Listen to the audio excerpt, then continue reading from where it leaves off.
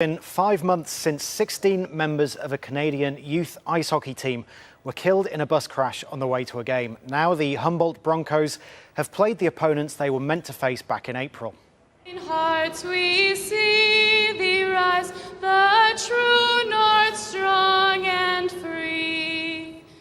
Some of the 13 survivors from the accident attended the game as the team made its return to a packed-out arena in the province of Saskatchewan.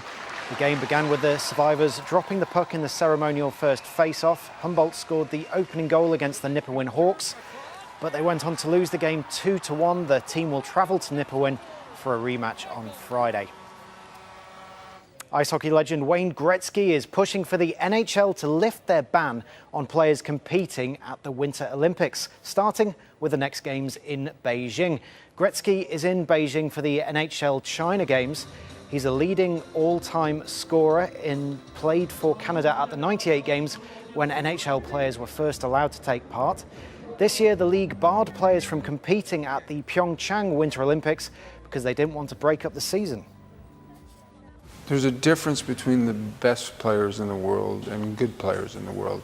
Now, if we don't go to the Olympic Games, it's still going to be a wonderful Olympics and it's still going to be exciting hockey.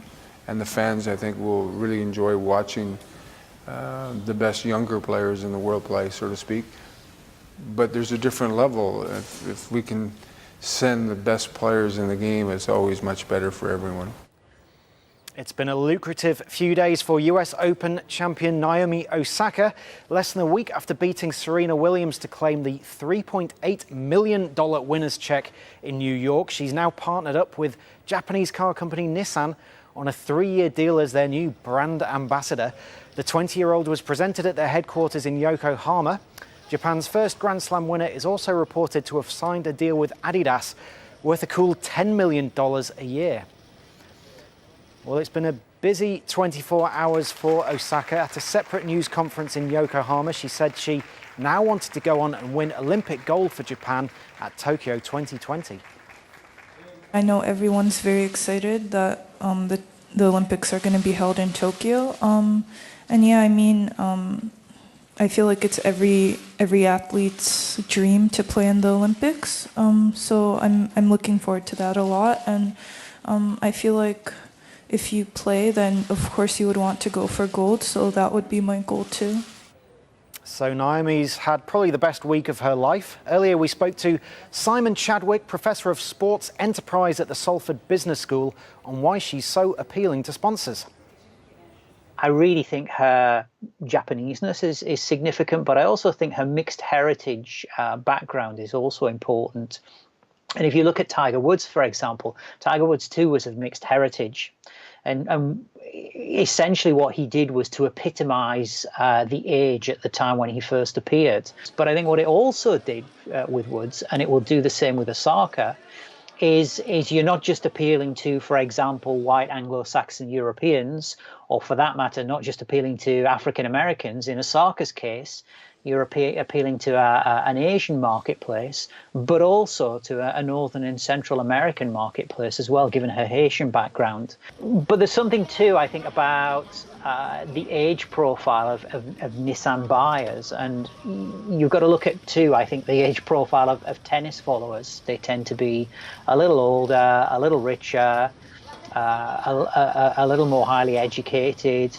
And so in those terms, irrespective of Osaka being there, it's almost as though Osaka is the vehicle for something more significant or more tangible in terms of the alignment between Nissan and tennis.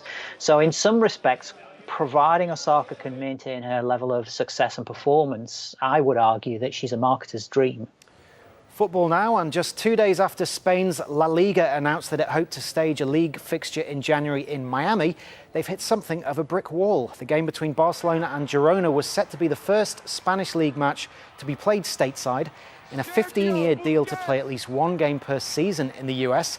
But the Spanish Prime Minister, FIFA President Gianni Infantino and the Spanish Federation bosses have held talks and feel it's not a good idea. France's World Cup winning captain Hugo Lloris has been backed by his club manager Mauricio Pochettino. That's after Lloris was handed a hefty fine and banned from driving for 20 months after being found guilty of drink driving. Tottenham boss Pochettino says his goalkeeper will learn from this incident. And of course that we all can make a mistake. That is a massive lesson for everyone. For him, it's the first that he told me, they said, Gaffa, it's a massive lesson for me. I made a mistake, and now I need to pay. Like a man that he is going to pay and accept everything. Luis Felipe Scolari's hopes of winning the Copa do Brasil on his return to Palmeiras took a dent as they lost the first leg at home to Cruzeiro. The man who oversaw Brazil's 7-1 World Cup exit to Germany 4 years ago is hoping for redemption in his third stint with the Sao Paulo club. But the visitors went ahead early in Wednesday's match. Hernan Barcos scoring just 5 minutes in. It puts Cruzeiro firmly in the driving seat for the return in Belo Horizonte at the end of the month. Well, a fair few fans turned up in Rio de Janeiro as Flamengo hosted Corinthians. The visitors' goalkeeper Cássio was at full stretch to keep out a miss-hit shot in the first half. It would prove to be crucial. Flamengo had 24 shots on goal, but 0-0 the final score going into the return leg in Sao Paulo.